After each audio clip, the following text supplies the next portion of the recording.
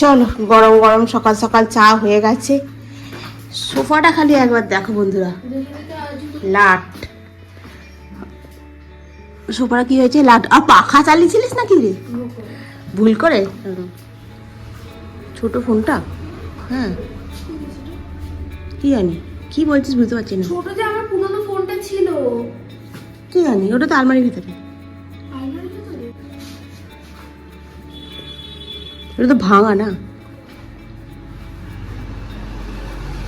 সাবধানে যাবি, হ্যাঁ। গলার এখানটা ফাঁকা, মাথা কানে দিবি কিছু।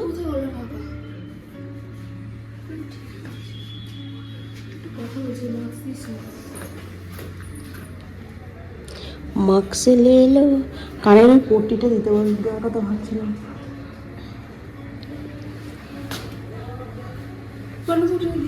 দেবো, দেখে দেখে যাচ্ছি, এটা তোকে আমি দেওয়ার জন্যই তো বলছি, সাবধানে যাবি।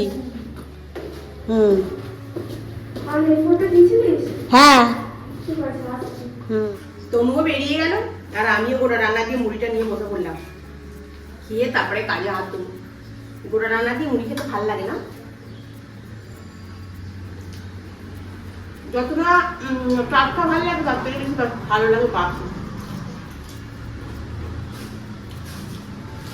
তনু তো গোটা রান্না খেতে খুব ভালোবাসে। আজকে রান্না খেলাম কিছুই হয়নি, খালি ভাত হতো সকালবেলা। গোটা রান্না দিয়ে তনু নিয়ে গেল, মুড়ি নিয়ে গেল, আর গোটা রান্না দিয়ে ভাত দিয়ে গেলো। কালকে একটু ফুলের চাটনি ছিল, ফুলের চাটনিটা দিয়ে লাস্টে একটু খেলো, খেয়ে বেরিয়ে গেল। আর আমিও গোটা রান্না রেখে দিয়েছি, কালকে আমার এও আছে, ফুলের চাটনি আছে, একটু দই আছে, খিচুড়ি আছে।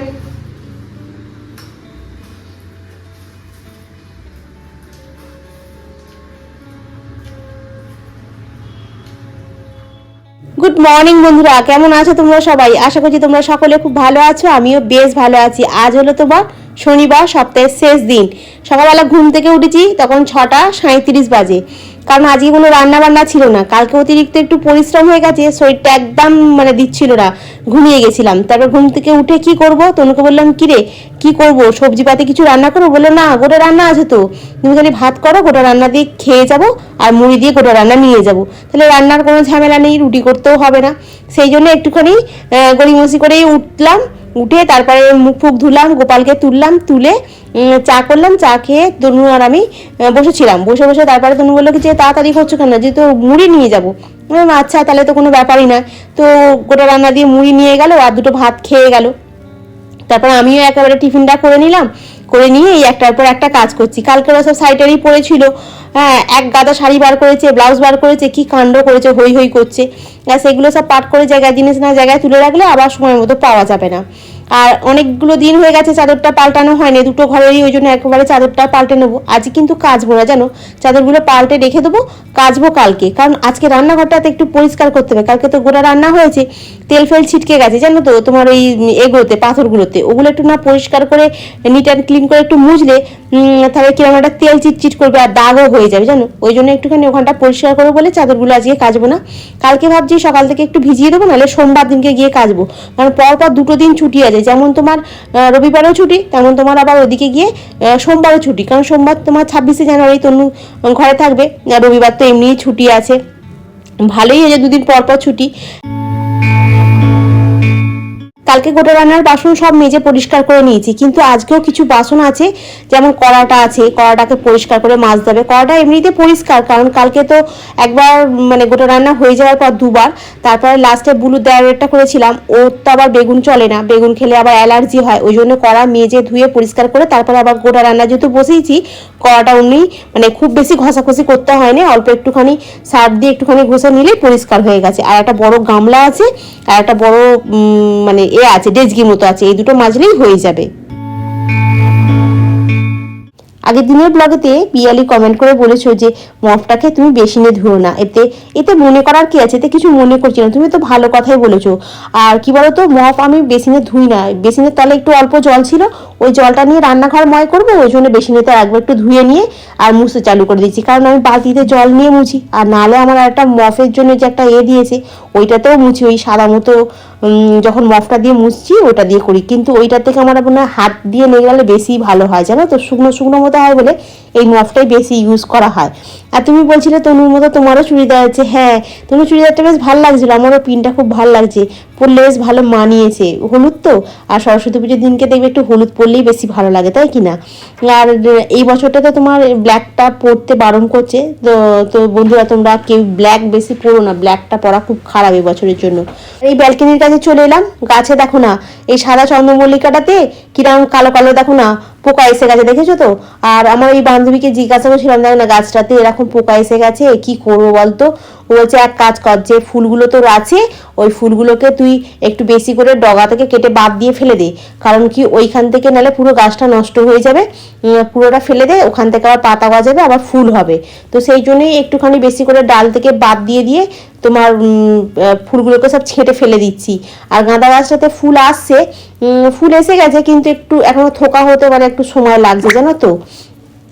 আর পম্পা বলছিলে যে তোমার ওই গাছটাতে বেশ হবে, পাতা গজাবে, ওই তোমার টগর ফুলের গাছটাতে, টগর ফুলের গাছটাতে এবার ছোটো ছোটো পাতা গজাচ্ছে, এই গ্রীষ্মকাল পড়ছে, এবার মনে হয় ফুল হবে, জানো তো। এটা ডবল টগরের গাছ, ফুল হলে হেভি সুন্দর লাগবে। আর এখন বাড়িতে আছি তো একটু যত্ন করছি বলে মনে হচ্ছে একটু ভালোই হবে। আর আজকে জবা ফুলেতে একটু কুড়ি এসেছে, কদিন আগে একটু সার দিয়েছিলাম গাছের গোড়াগুলোতে, জানো তো, গাছের গোড়ায় একটু সার দিলে দেখি ফুলটাও খুব ভালো হয়, আর গাছে এও আসে, মানে গাছটা বেশ সবুজ মতো হয়ে থাকে। মানে গাছের তো একটা খাবারের দরকার না, শুধু সারাক্ষণ খালি জল ঢাললে তো আর গাছ ভালো থাকে না, তখন তো জানতাম না, খালি জল ঢেলে দিতাম, গরমভাবে তো আর গাছ থামে না না। তো যাই হোক, আজকে ব্যালকনির কাছে এসে গাছের একটু বেশ চর্চা করলাম, ফুলগুলো বেশ দেখতে ভালো লাগছে, দুই একটা ফুল তুলে গোপালের পায়ে দিয়ে বেশ ভালো লাগে। আর পিটুনিয়াতে একটা একটা করে এখন 4-5টা করে এক এক দিনে ফোটে, আর আজকে এই দেখো জবা ফুল ফুটেছে।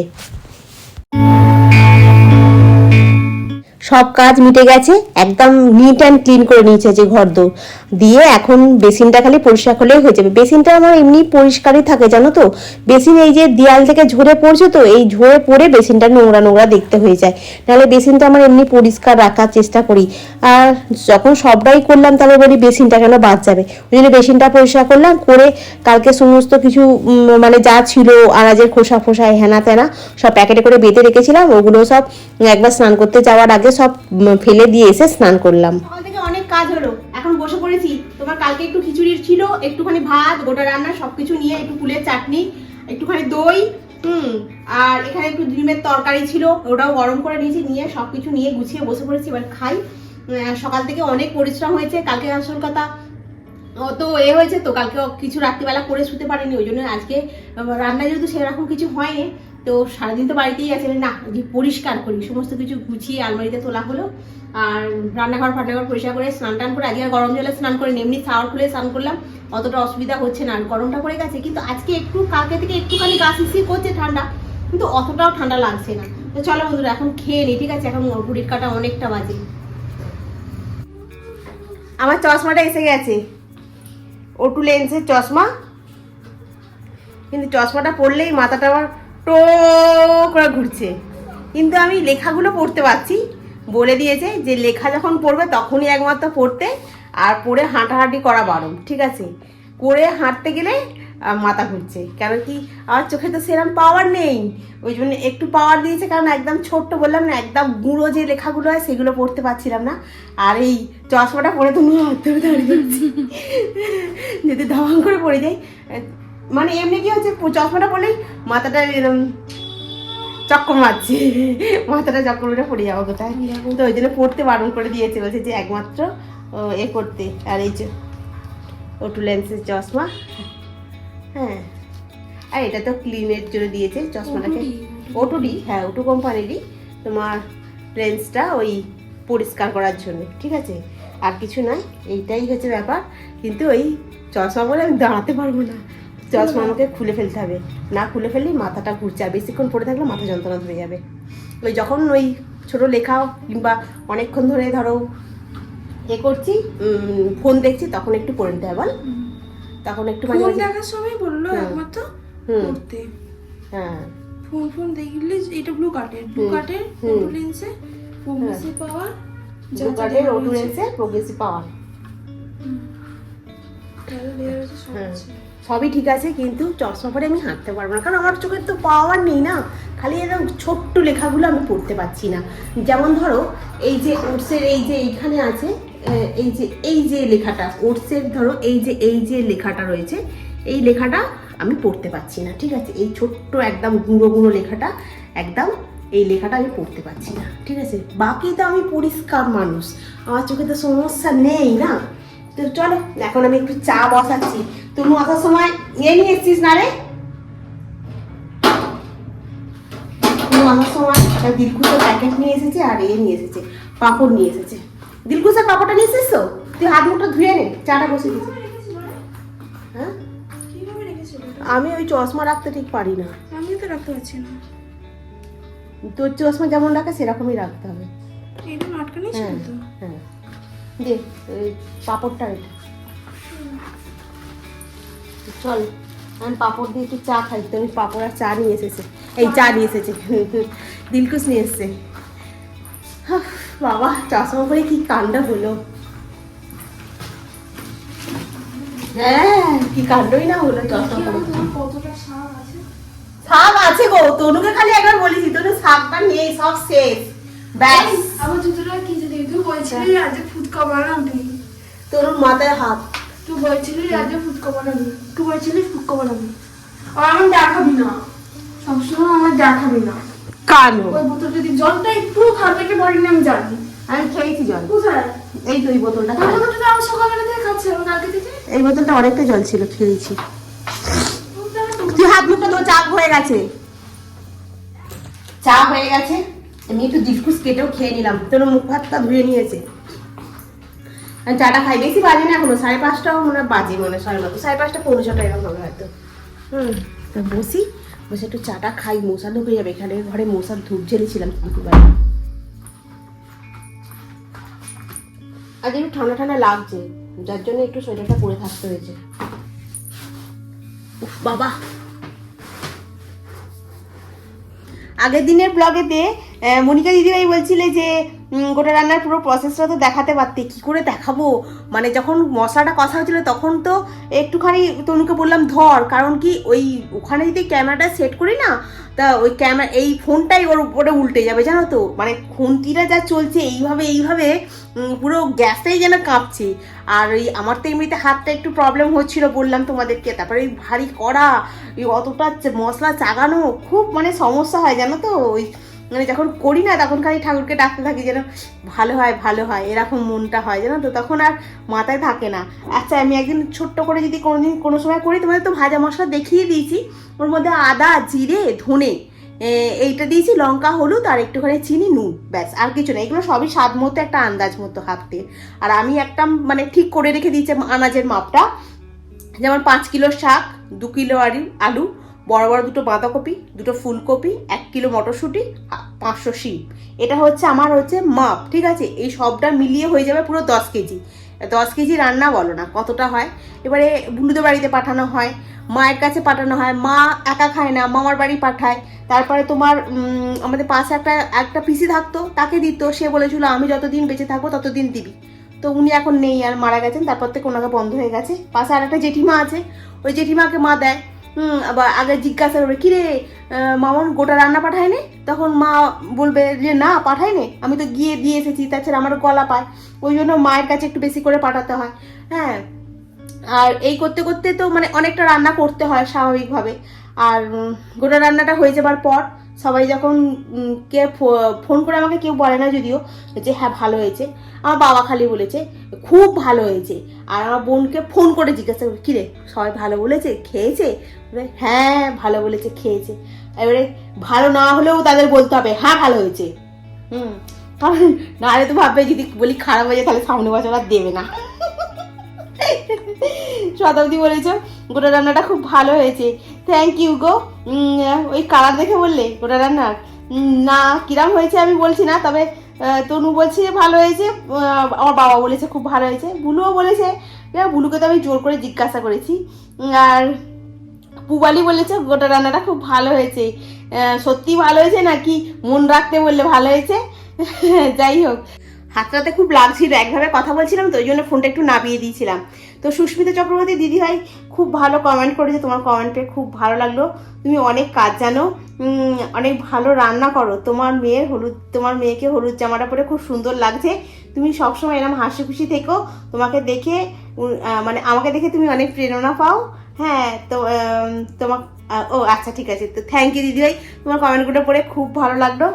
আর ঈশিতা চক্রবর্তী, তোমার কমেন্টটা আমি পড়েছি, তোমার কমেন্টটা বলে তুমি নিয়ম কানুন খুব মেনে চলো। হ্যাঁ গো, তুমি তো এখন তো কিছুই মানে দেখাতে পারি না। যদি ধরো আমি যদি ওইখানে যদি থাকতাম, মানে নিমতলায় যদি থাকতাম, যদি ব্লগটা করতাম, তাহলে তুমি তখন তো দেখে বলতে বাবা তুমি এত কিছু করছো, এত কিছু। মানে তখন তো মা মনসা ছিল, মা মনসাকে আমি রান্না পুজো ভাত দিতাম। মা মনসাকে রান্না পুজো ভাত দেওয়া মানে আমি গোটা রান্নাঘরটা পর্যন্ত ধুতাম, জানো তো। আমার দেয়ালে ফেলে এরকম স্ল্যাবে উঠে দাঁড়িয়ে পড়তাম, দাঁড়িয়ে পড়ে সার্ফ দিয়ে ধুয়ে মানে কি করতাম, ভোর সেই 4-5টা থেকে উঠে রাত্রির 11টা পর্যন্ত করতাম, জানো তো।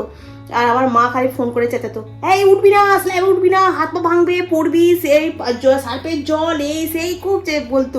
কিন্তু আমি কারোর কথাই শুনতাম না, আমি উঠে পরিষ্কার করতাম।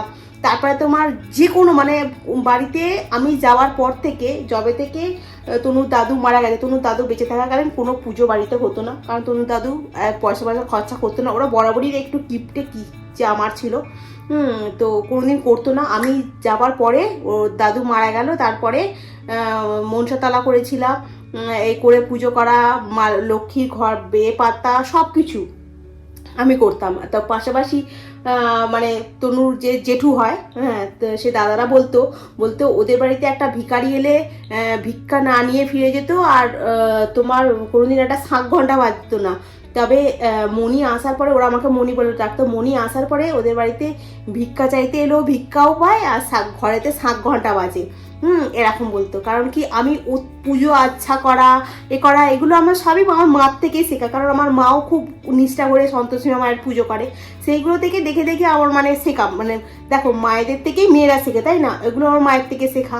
তারপরে আমার দিদা খুব করতো, মানে পুজো আচ্ছা এগুলো সব মানতো, এইসবগুলো দেখে দেখে শেখা। তারপর আমি ওখানে যে গিয়ে পড়লাম, পাশাপাশি সবাইকে দেখলাম কিভাবে কি করছে, এইসব দেখে দেখে শিখে গেছি। আর অনেকটা ছোটবেলায় চলে গেছি তো, মানে সংসারেতে, মানে অনেক অল্প বয়সে চলে গেলে যা হয় আর কি, সবই শিখে গেছি। এখন আর কোনো কিছুতে অসুবিধা হয় না, জানো তো। তো চলো, তোমাদের সবার কমেন্টগুলোই পড়লাম, সবার কমেন্ট পেয়ে আমার খুব ভালো লাগলো। তো এখন এখানেই রাখি, আবার নেক্সট ভিডিওতে দেখা হবে। তোমরা খুব ভালো থেকো, সুস্থ থেকো, খুব সাবধানে থেকো। Good night.